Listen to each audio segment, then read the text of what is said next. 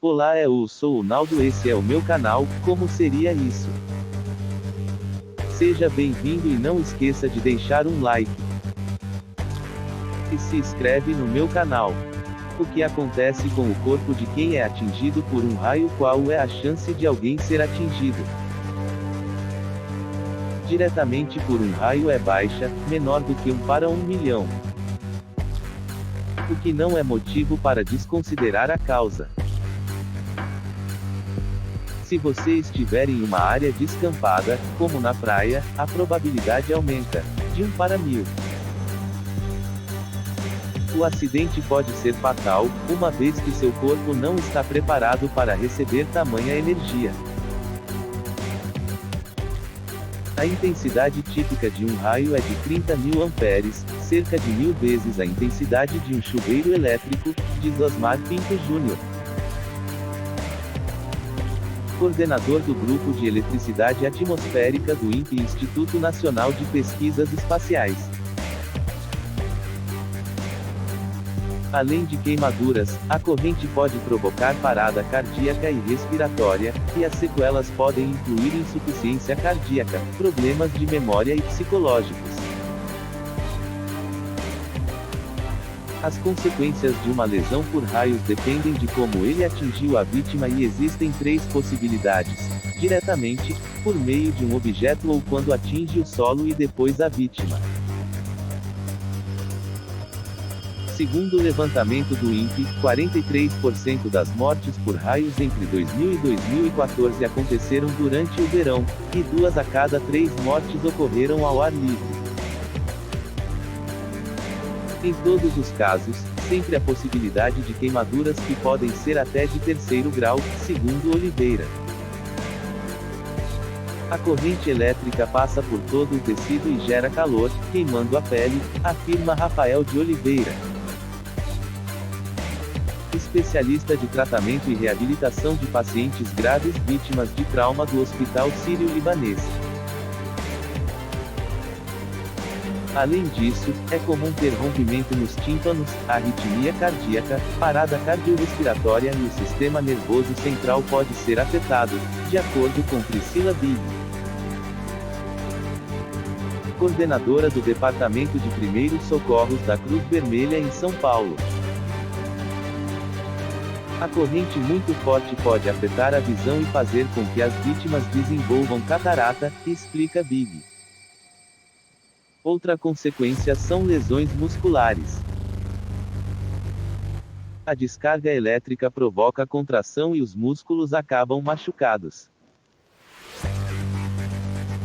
Quando a vítima é atingida indiretamente, pelo solo ou por objetos, a energia do raio é dissipada e os efeitos neurológicos são mais tênues.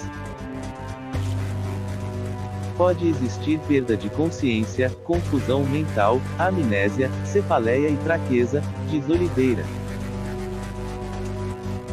É importante ter acompanhamento médico para analisar os danos e possíveis sequelas.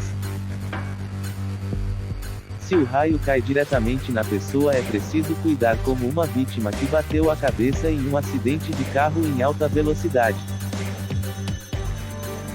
O impacto é enorme, como se algo muito pesado caísse sobre sua cabeça. Nesse caso, explica Oliveira, pode existir traumatismo craniano, sangramento intracraniano, isquemia cerebral, lesão na medula com a queda e pode levar a óbito. Se você vir alguém sendo afetado, não se aproxime de imediato. Você pode ser um condutor indireto da eletricidade do raio. Quando a descarga acabar, cheque se a vítima respira, se está consciente ou se precisa ser reanimada. Chame ajuda e comece os primeiros socorros, diz Big. O que são os raios? Os raios são descargas elétricas de grande intensidade que conectam as nuvens de tempestade e o solo.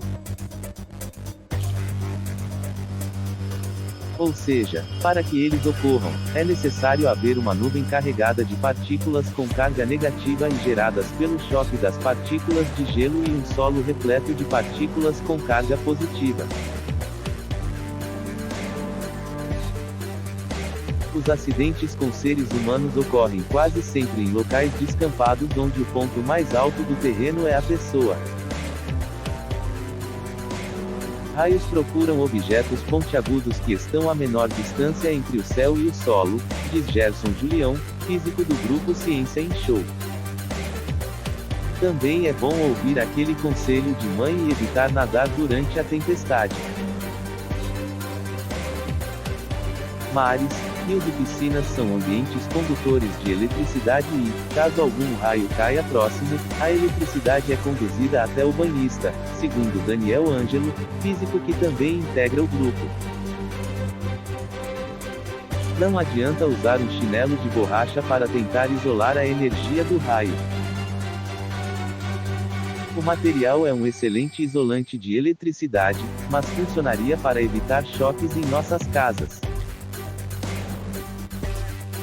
Quando a voltagem é de no máximo 220 volts, quando estamos falando de 100 milhões de volts de um raio, a borracha já não funciona mais, diz Ângelo. Como evitar? Veja as recomendações do INPE para evitar ser atingido por um raio, direta ou indiretamente.